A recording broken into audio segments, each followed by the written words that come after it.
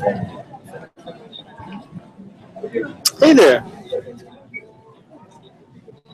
Welcome yet again to the veritable edge of Western civilization, Venice Beach, Californication. Today is Wednesday, October 1st. Yeah. And this is show number 82. 82 of that. My cousin Corey showed up yesterday right after I went off air. Pretty funny guy.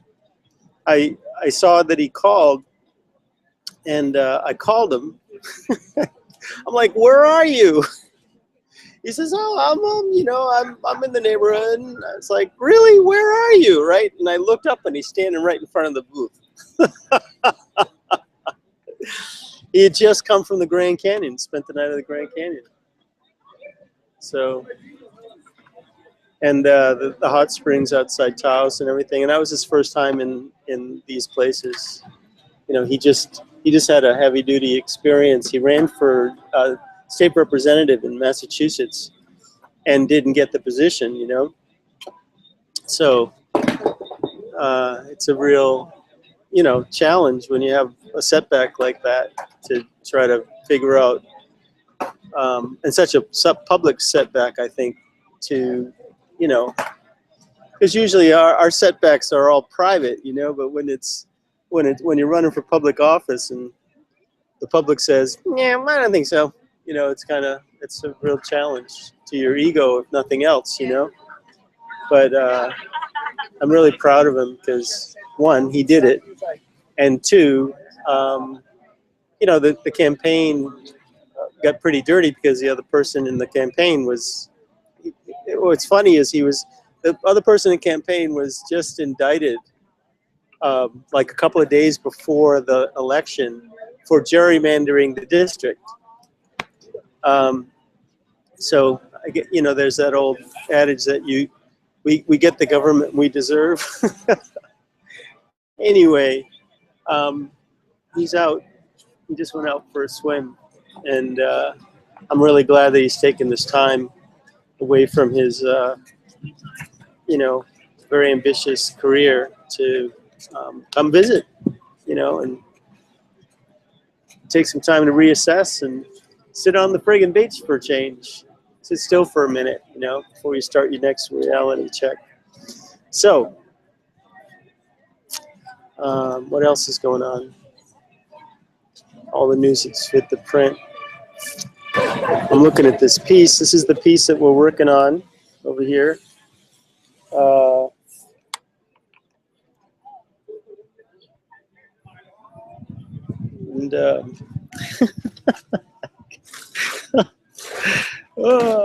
Here we go. Okay.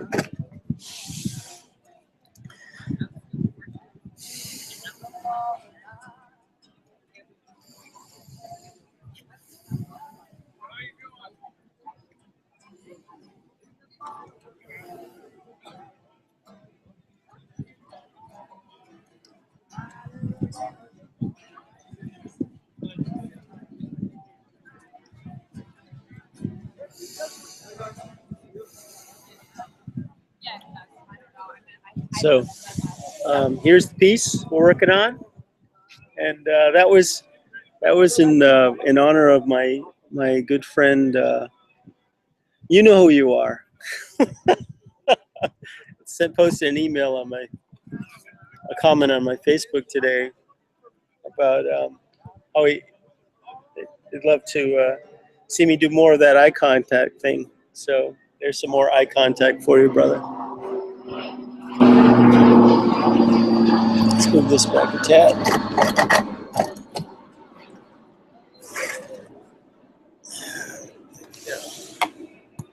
Get situated. Because today we're going to try to bring this baby into the stratosphere.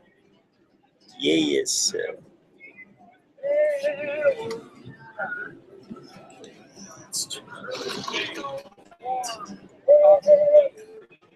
That's better. Okay.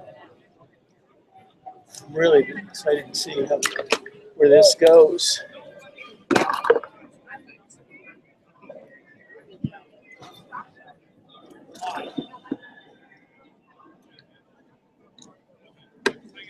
Oh yeah, I should do some show and tell.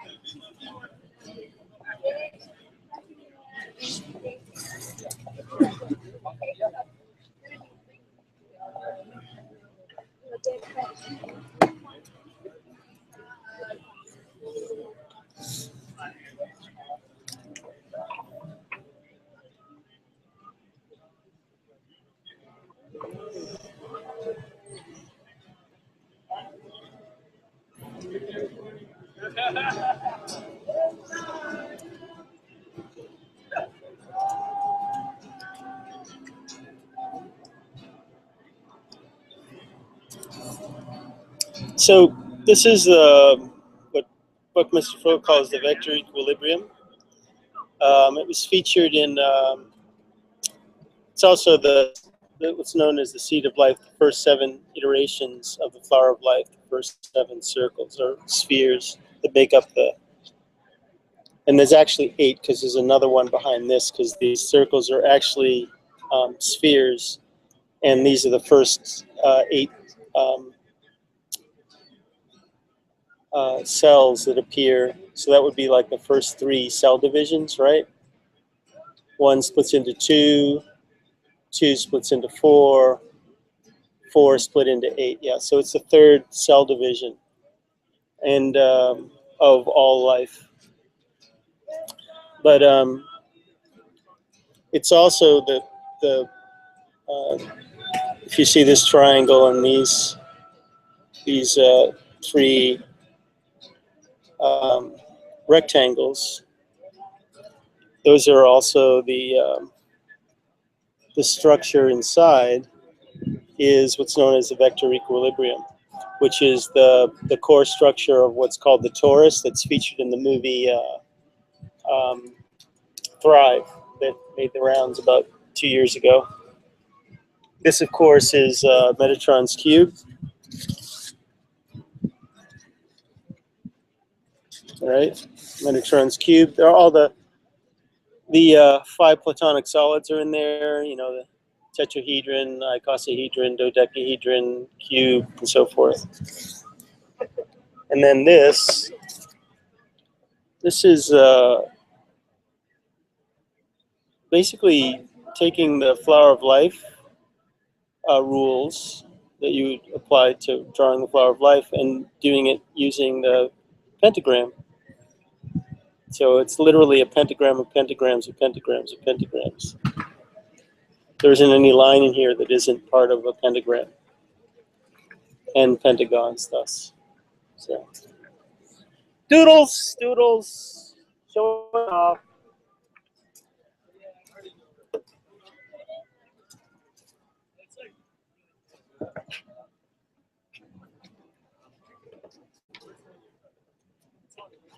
Okay, let's get into this baby.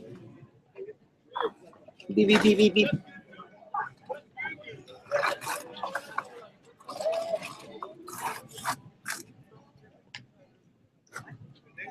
Hello.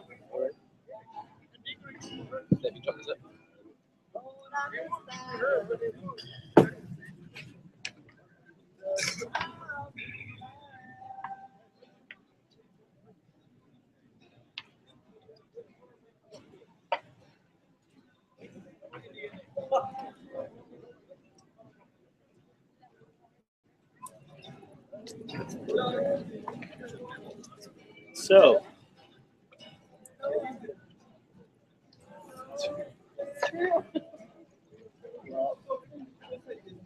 some interesting statistics for you today. This is a really sad one. If it's true.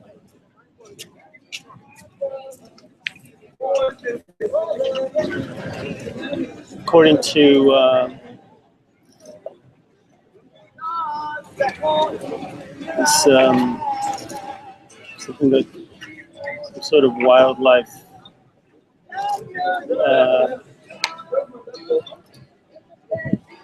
some folks in London that come, keep track of the numbers of wildlife there are on the planet. There are something like 50% of the wildlife on the planet has disappeared in the past 40 years.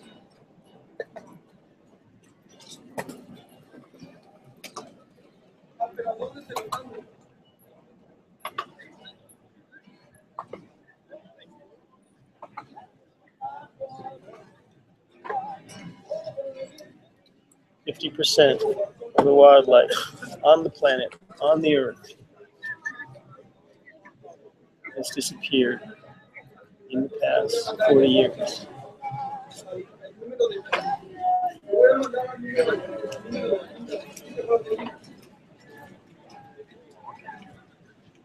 Example.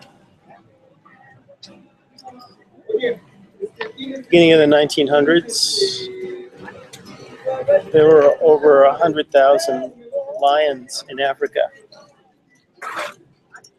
And now there are approximately 3,000. Back in 1988, I did a poster, and with some pretty devastating statistics. I thought at the time, I didn't know it was going to continue, but well, I'll just give it to you. There was an aerial survey done of the continent of Africa of the number of elephants. And in 1980.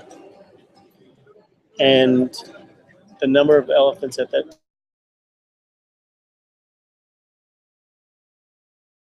whole continent. And then by 8 years later, 1988, there were 750,000. So in 8 years, the population of elephants had been exterminated to the point of, 50%. Now we wish we had 750,000 elephants. There's less than that there now.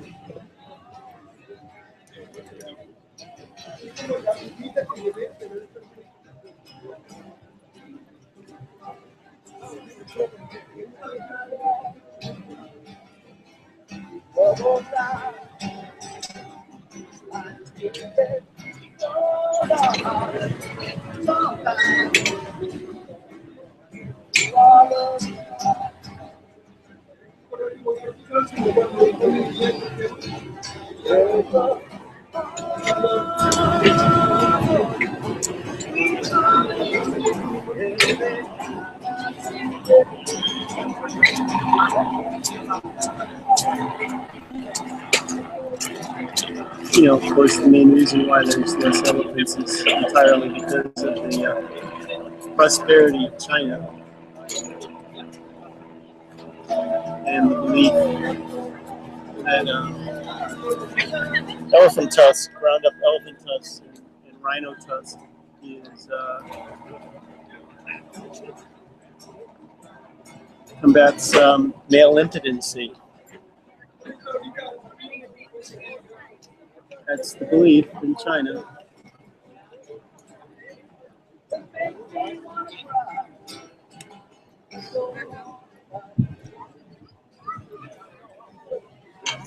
It's a ludicrous thing, But once again, this is the universe. This is the universe we live in. This is happening for a reason. In some ways, it has to be serving the highest good, right? Right.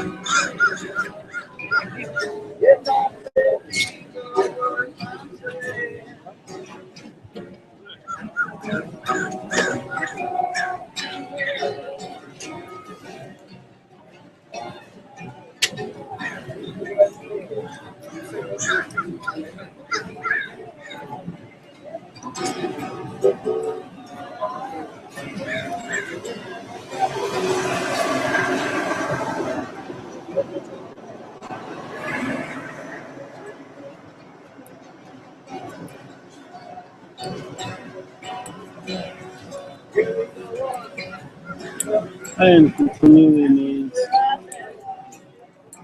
by the universe, how vast it is, how complex,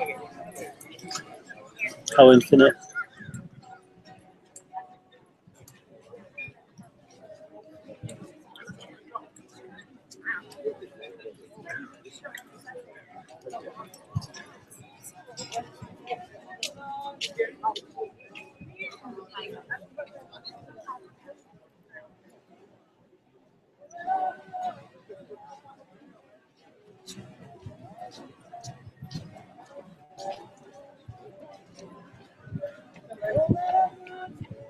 Here's another thing I heard today, that the United States is falling behind in its agreements to destroy its nuclear arsenal. And it turns out that this is intentional because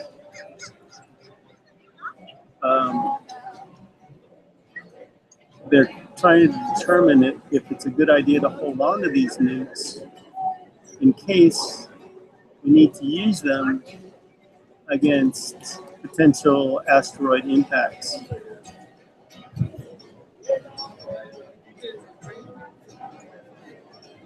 Pretty crazy, huh?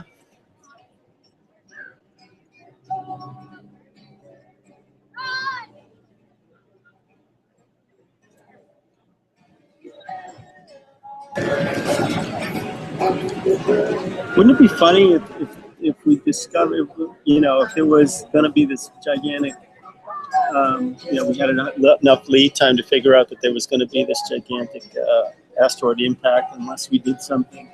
And it turned out that all the nukes that we've been creating, all these, the whole Cold War, the creation of all those nukes was actually for what ended up saving us from the impact. Would that'd be sort of a cosmic joke.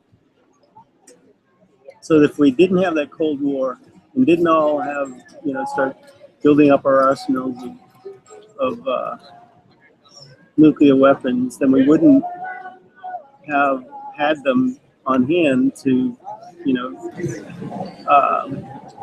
divert or destroy an asteroid that was coming.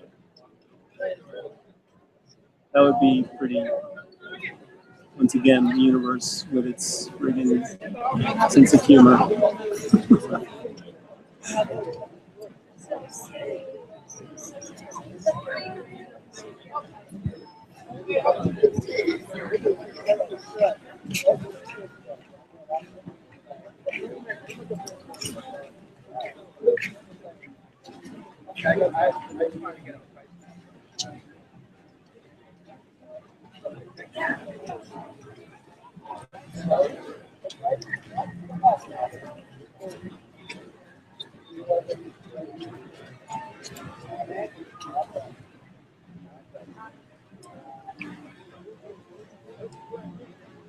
You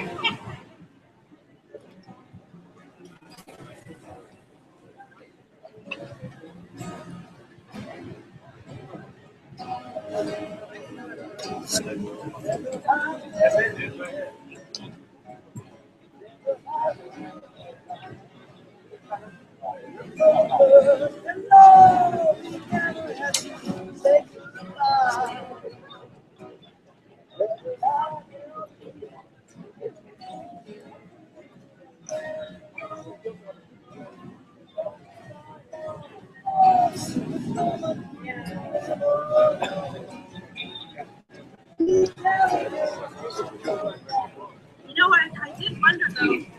You know when they cut all those points.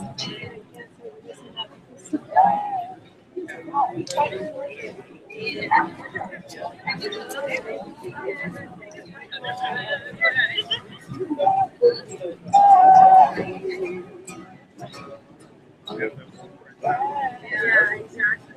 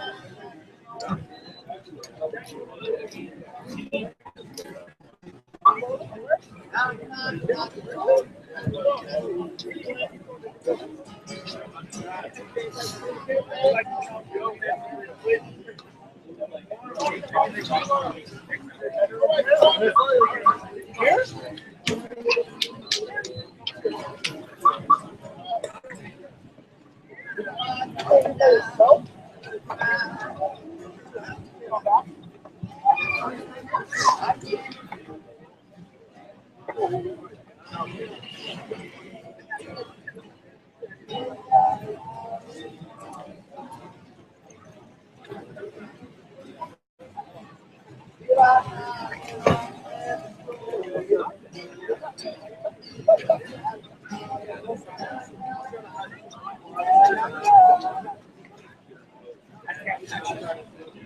Yeah.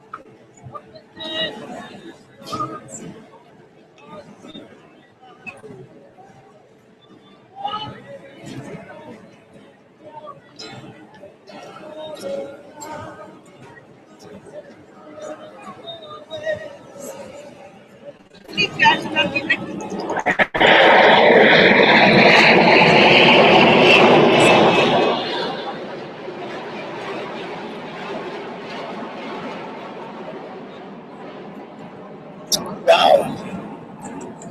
Battery's draining pretty quick. It's because it's friggin' charging the phone. Anyway, we got 46%. Should be able to get another 20 minutes.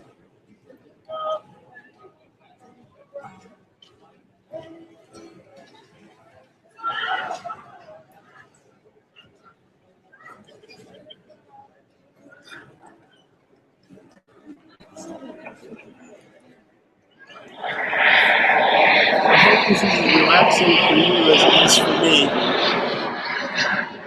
I love doing this.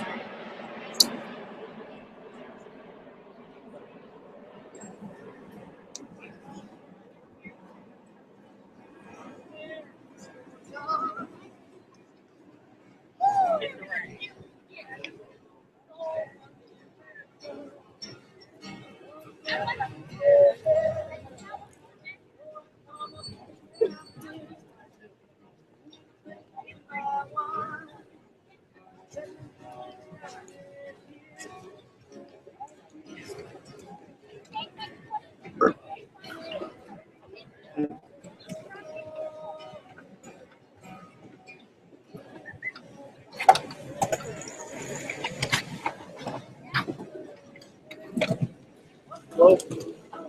What's that? Hello there. Yep.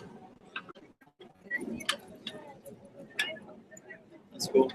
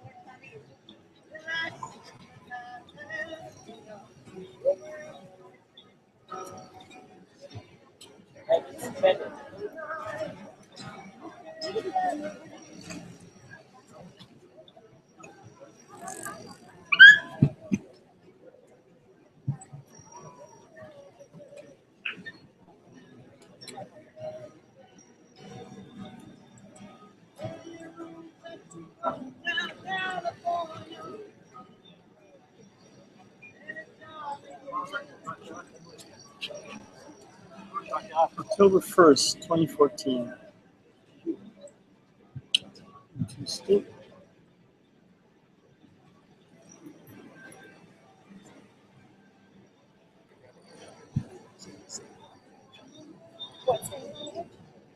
Some crazy anniversaries coming up.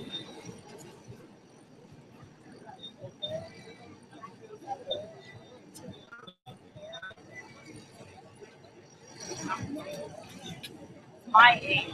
I know.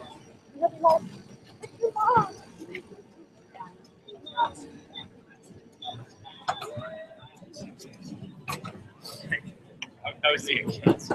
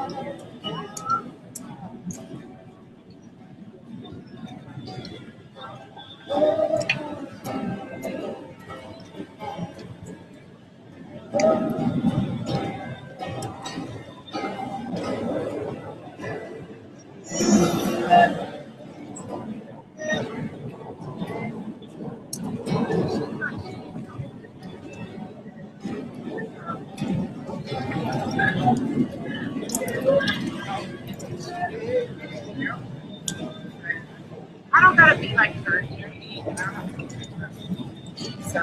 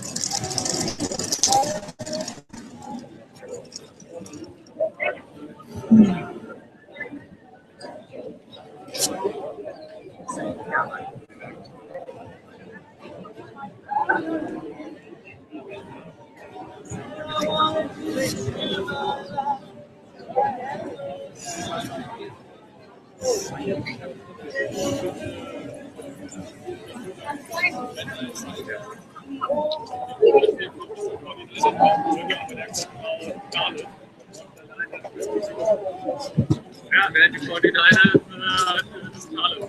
Ja, so. Ich glaube, das passiert ja auch nicht nur, das passiert ja auch nicht. Und dass du dann halt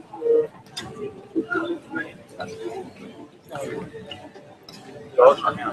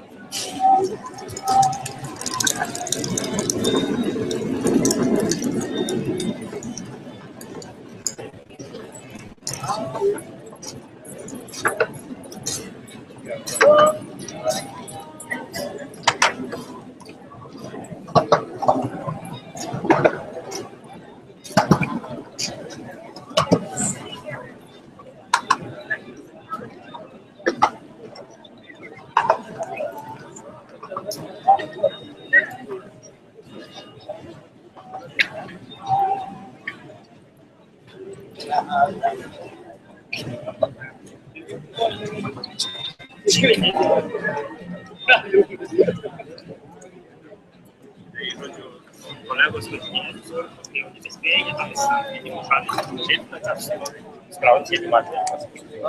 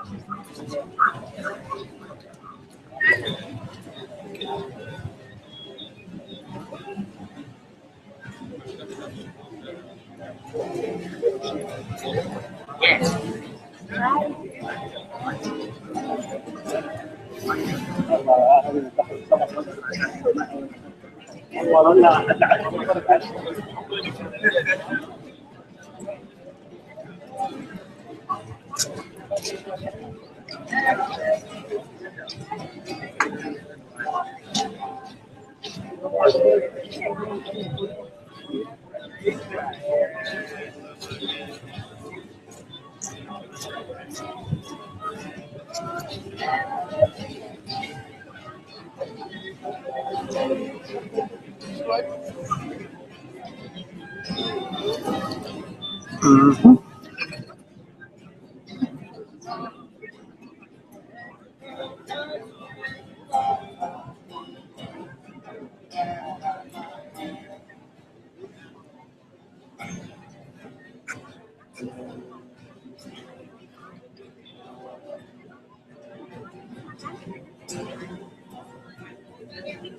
Nice.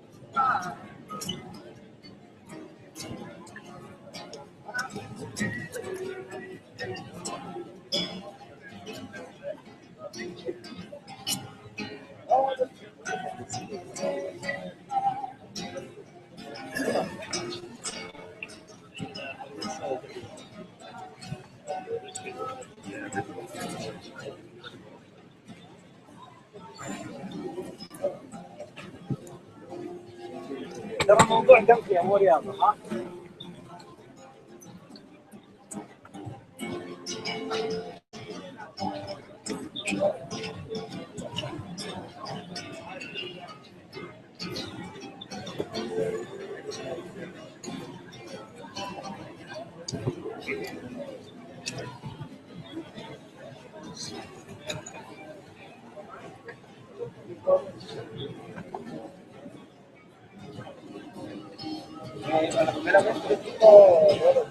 Sí.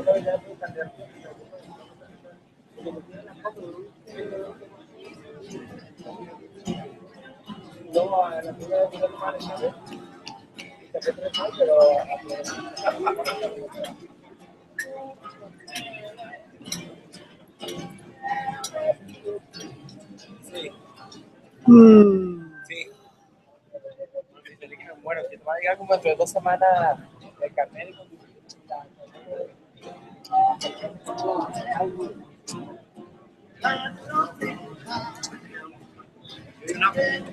carísimo todo, $63 por las 2 cosas.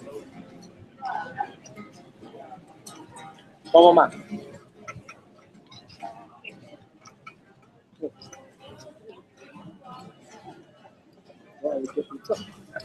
Le dice a la chica que toma y le dice, ay, está bien, como cada 10 años.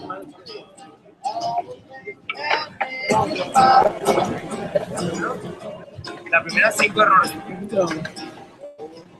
Y luego después tuve 3 y sacaba un 4 con eso. Saqué 3 más. Yo puedo leer de ahí. Es la segunda parada. Una foto.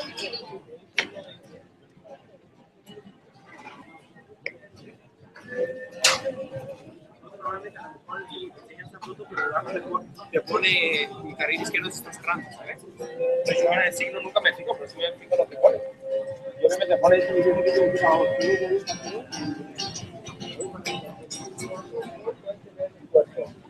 0.1, 0.5, 0.8. ¿Cuánto tú crees? Interesting. Very interesting. Sí. Yo también digo, se me hace, yo no sé cuánto significa eso, pero ¿qué te iba a decir tú?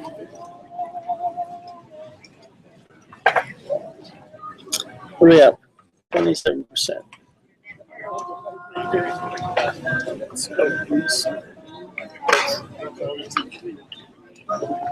That shit crazy.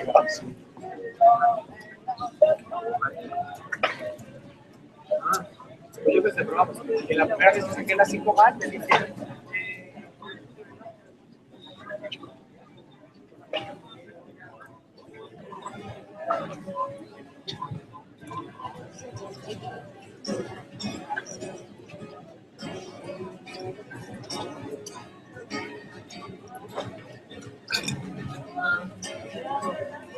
Should make the trash more.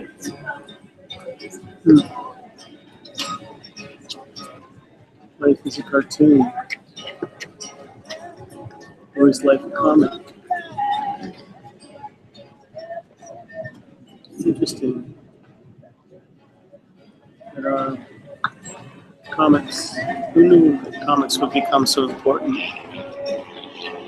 But it makes sense that they would be because they're basically technology, spiritual technology, in the same way that all stories are technology. We're designed to be affected by our stories and our storytelling.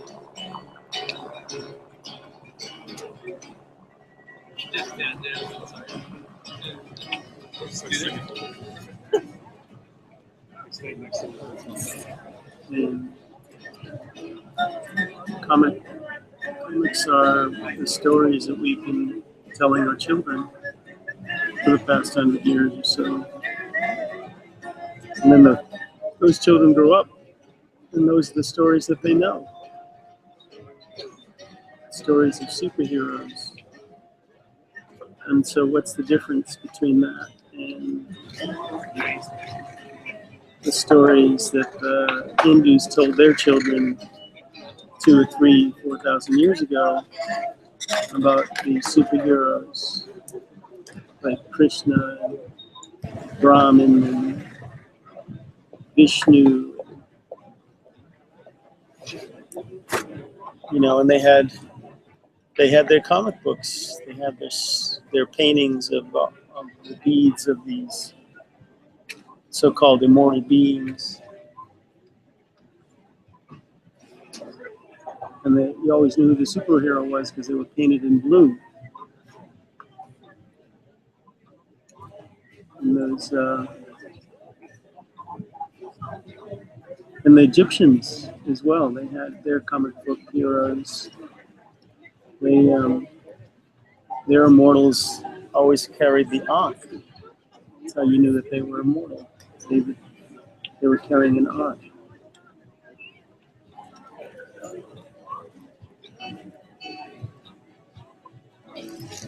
Now we have a Superman and a Wonder Woman,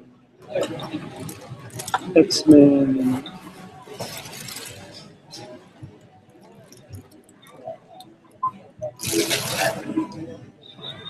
very interesting comics. Not so funny now.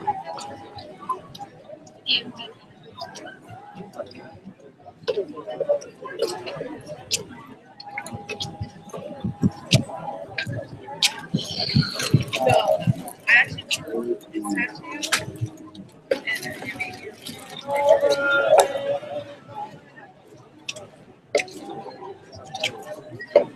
Oh.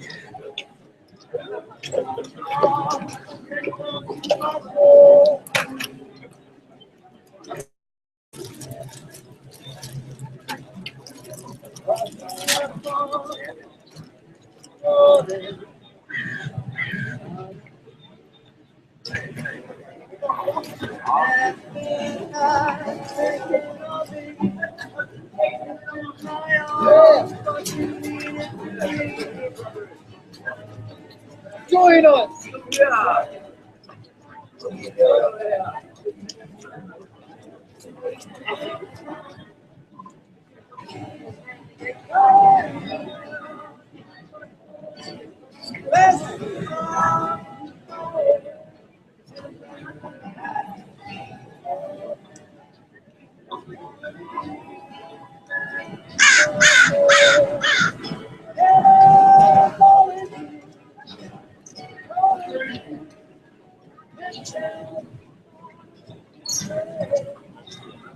Now, here we have it.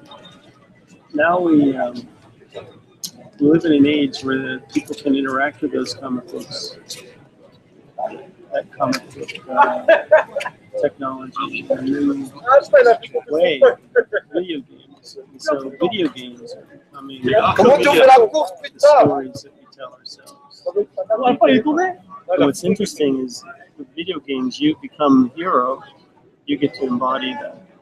Be immortal, and you get to be reborn and reborn and reborn in every play of the game.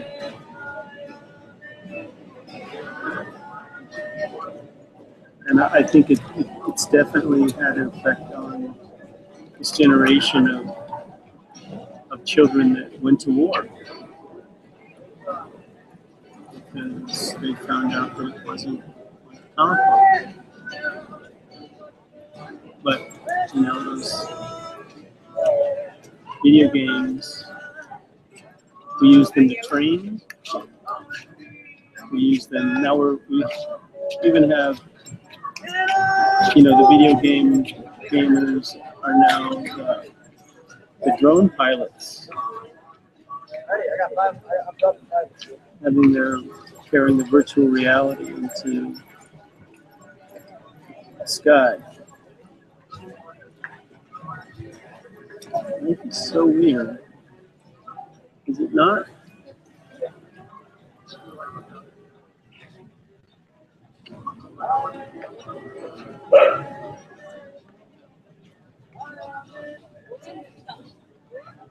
Life is so immortal. Life is so immortal, is it not? 18%.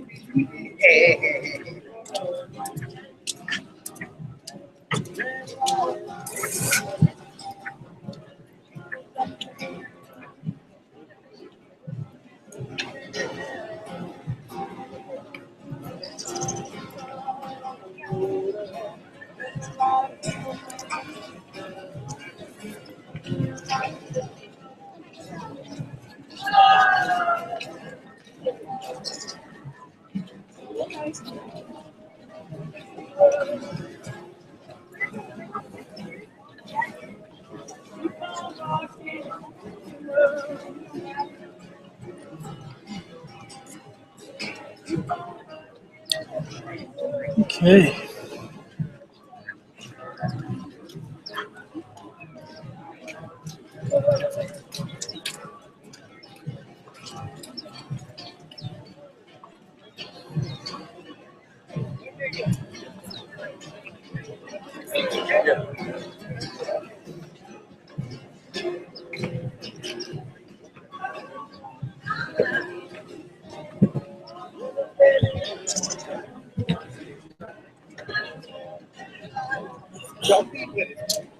There's always so many places you can do. Yeah, all the.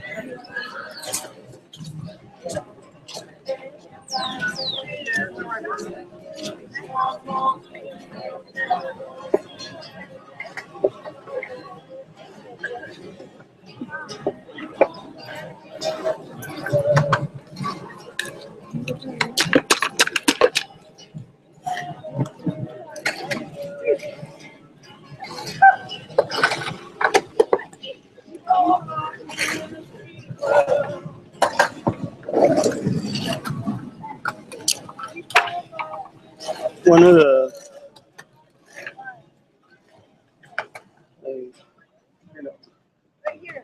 kind of an important memory. And I can't say why exactly entirely, but when I was 6 years old, in first grade, on the Cape, living on the Cape, with my family, and it was, I think it was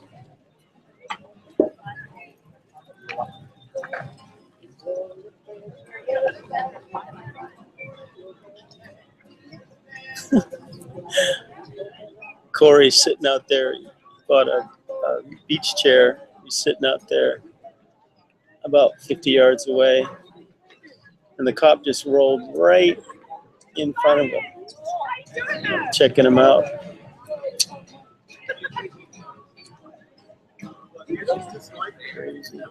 Anyway, I had this memory. Of I think it might have been summertime. It was summertime. It was like August. And my father, he worked out at the Air Force Base, working on fighter planes. And one day, he came home at lunchtime, and the direction that he came, I knew that he came, he was coming from the post office instead of from the air base. And he came home, and I ran to the house. I was right next door. I ran to the house, and he had a present for me. And it was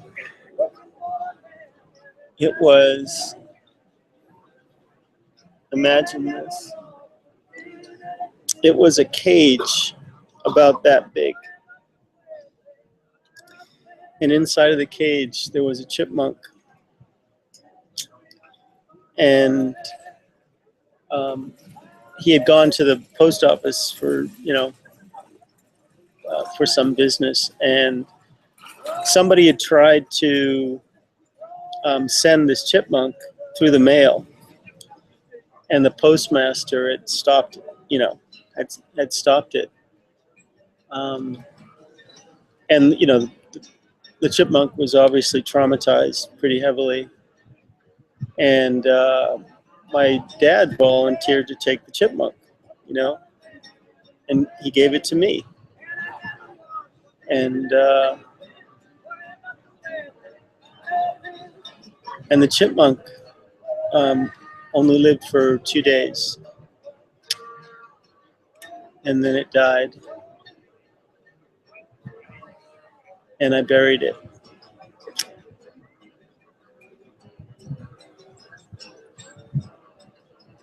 And unfortunately, I didn't dig it the hole deep enough because it got dug up. And I got to see it all dried out and everything. I had to bury it again. I do not know why I'm telling you this story.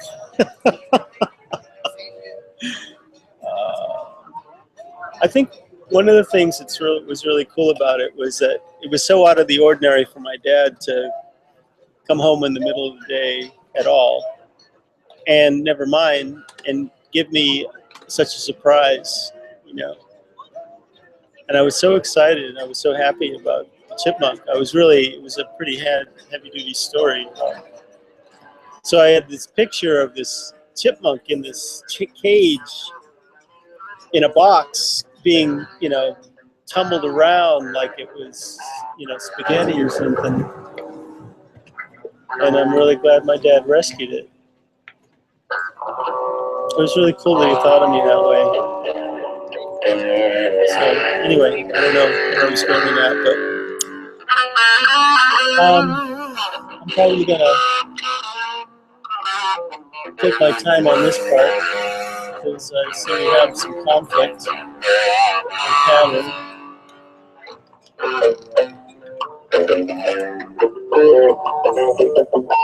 So I'm going to close it out. And let's see what we got here. There's that down there. And once again, thanks for listening. And thanks for tuning in. Thanks for taking the time. It's supposed to get warmer. Big heat wave coming. So exciting. So, remember,